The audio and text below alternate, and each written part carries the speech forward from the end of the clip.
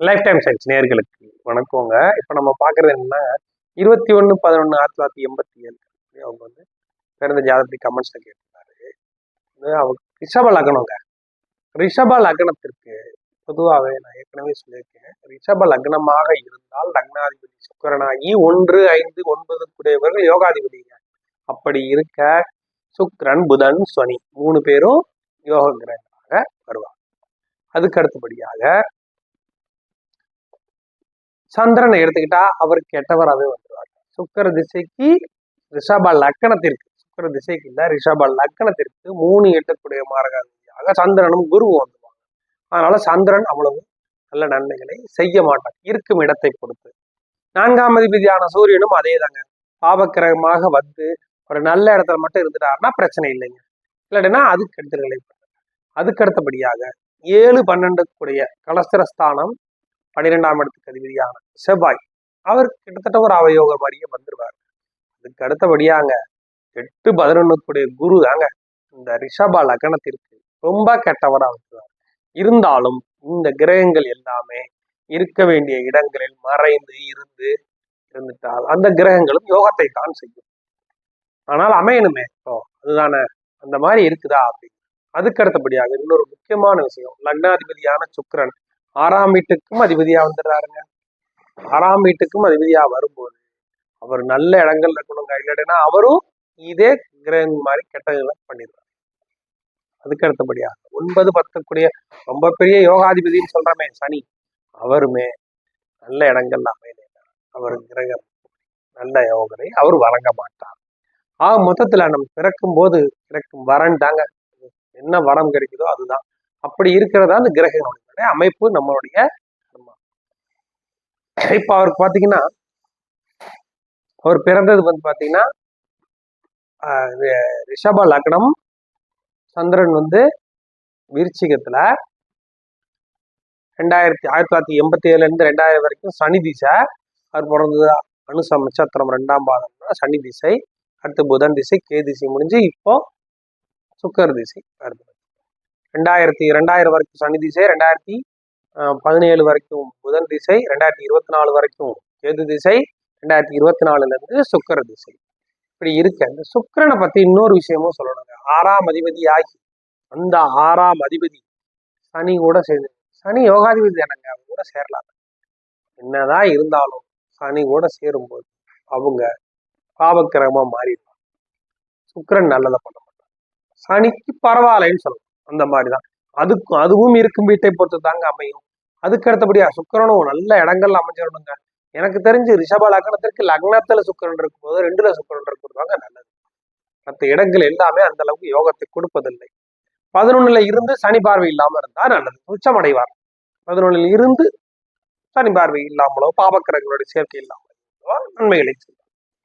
அதே சமயம் அவர் 6 குடையவரா வந்துடுறாரா, அவரு 6 குடையவராகி வேற கிரகங்களோட பரிவர்த்தனை அடைகிறது அவர் பெரிய பலன்களை, நல்ல பலன்களை வழங்குறது. லக்னத்தோட சம்பந்தப்பட்டு பரிவர்த்தனை அடையும். அது எப்படி அப்படிங்கிறது நான் வந்து இப்ப பாத்துக்கோங்க. ரிஷப லக்னங்க, இது வந்து 21/11/1987 ரிஷப லக்னம். 2ல யாரும் இல்ல, 3ல யாரும், 4ல யாரும் இல்ல, 5ல கேது, 6ல புதன் செவ்வாய், 7ல சூரியன் சுக்கிரன் சந்திரன் சனி, 8ல யாரும் இல்ல, 9ல யாரும் இல்ல, 10ல யாரும் இல்ல, 11ல குருவும் ராகுவும், குரு வக்ரம் ராகு, 12ல யாரும் இல்ல. இப்படி இருக்க குரு வக்ரம், நான் ஏற்கனவே சொல்லியிருக்கேன், ராகுவோட இருக்க கிரகங்கள் வக்ரம் அடைஞ்சா அந்த கிரகங்கள் நல்ல யோகத்தை செய்யும். அதுவும் இல்லாம இவர் 11ல இருக்கிறாருங்க. இந்த லக்னத்துக்கு கெட்டவராக இருந்தாலும் 11ல இருப்பது நல்ல அமைப்பு. அதே சமயம் ராகுவோட சுபக்கிரகம் இருந்தா ராகு திசை தான் நல்லா இருக்கும். ஆனா இங்க அப்படி கிடையாதுங்க. நீங்க முதல்ல நல்லா நோட் பண்ணிக்கோங்க, குரு திசையும் சூப்பரா இருக்கும்.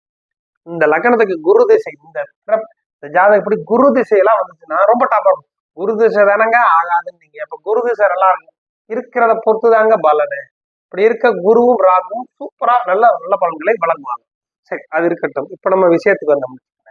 இவருக்கு பிறக்கும் போது 1987 இருந்து 2000 வரைக்கும் சனி திசை, 2017 வரைக்கும் புதன் திசை, அதுக்கு அடுத்து 5ல இருக்கக்கூடிய கேது திசை 2014.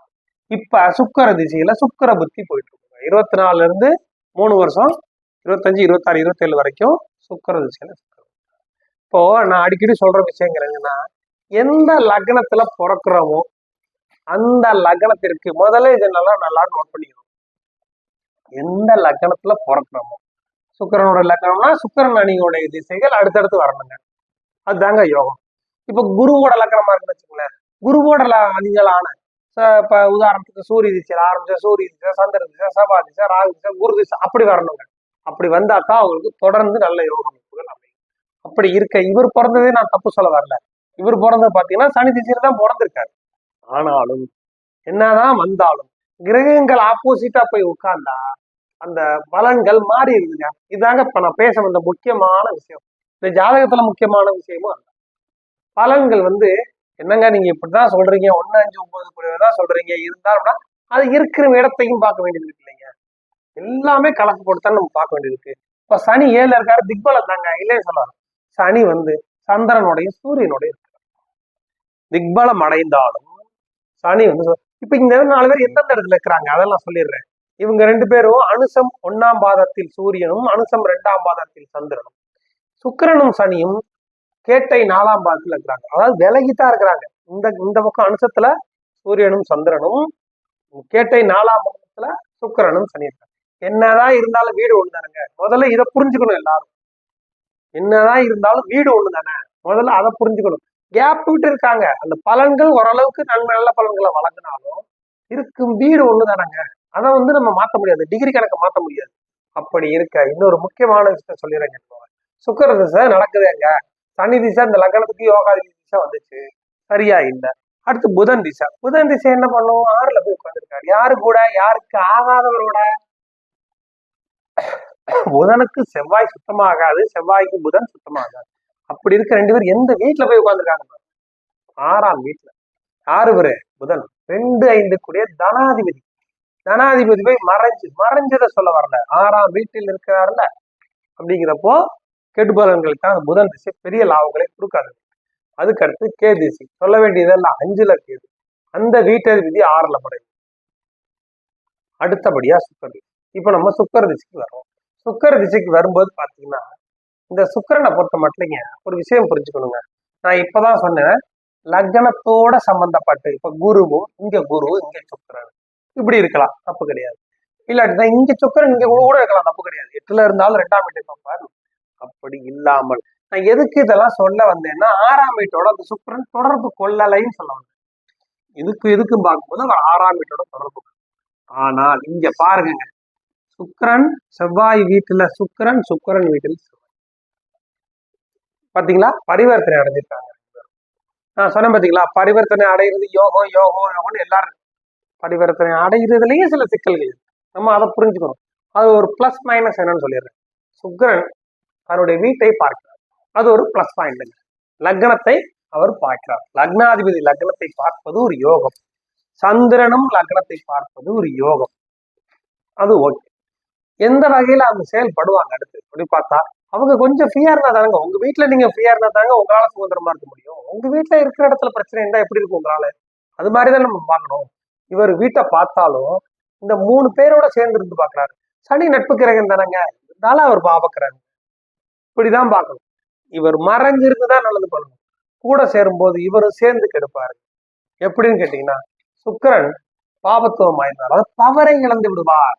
சுக்கிரன் தன்னுடைய முழு ஒளியையும் இழந்து விடுவார். எப்படி இழந்து விடுவார், சூரியனோட சந்திரன் சேர்ந்து அமாவாசை அன்னைக்கு, கார்த்திகை மாத அமாவாசை, கார்த்திகை மாத அமாவாசைக்கு 10வது சனியும் சேர்ந்தா 2 அமாவாசை. அதாவது 2 அமாவாசை ஒண்ணு சேர்ந்தா எப்படி, அது மாதிரி சூரியனோட சந்திரன் சேர்றது அங்க அஸ்தங்கம் அடையும். சனி சேர்ந்தா சுத்தம். இப்ப 2 சனி இருக்கிற மாதிரி. அப்படி இருக்கும்போது கெடுபலன்களை தான் பண்ணுவாங்க, நற்பலன்களை பண்ண முடியாது. சூரியனுமே அவர் நல்ல நிலைமையில இல்லை, ஏன்னா சுக்கிரன் கூட இருக்காருல்ல, அவருக்கு பிடிக்காதால. சனி இருக்காருல்ல, அப்படிங்கிறப்போ சனிக்கு சுக்கிரனையும் பிடிக்காது, சுக்கிரனையும் சனியும் பிடிக்காது. சந்திரனுக்கு சுக்கிரனையும் சனியும் பிடிக்காது. சந்திரன் ஏற்கனவே அஸ்தங்கம், சனி கூட சேர்ந்திருக்காரு. உடல் சம்பந்தப்பட்ட பாதிப்புகளை கொடுப்பார். 7ஆம் இடம், அதுவும் இப்ப வந்திருக்கிறது சுக்கிர திசை வேற. உடல் சம்பந்தப்பட்ட பாதிப்புகளை அவர் கொடுப்பார். ஏன்னா சந்திரன் கெட்டு போயிருக்கார், சனி கூட சேர்ந்திருக்கிறார், சூரியன் கூட சேர்ந்திருக்கிறார், உடல் சம்பந்த பாதிப்புகளை கொடுப்பார். இப்போ இந்த சுக்கிர திசையை பொறுத்த மட்டும் இவருக்கு பாத்துங்க, சுக்கிர திசையை பொறுத்த மட்டும் இவருக்கு சுக்கிரன் செவ்வாய் கூட பரிவர்த்தனை அடைகிறது. லக்னத்தை பார்த்தாலும் யாரு கூடங்க பரிவர்த்தனை அடைஞ்சிருக்காரு? 6-7 கூடையவருக்கு பரிவர்த்தனை. இது நல்ல பரிவர்த்தனை கிடையாது.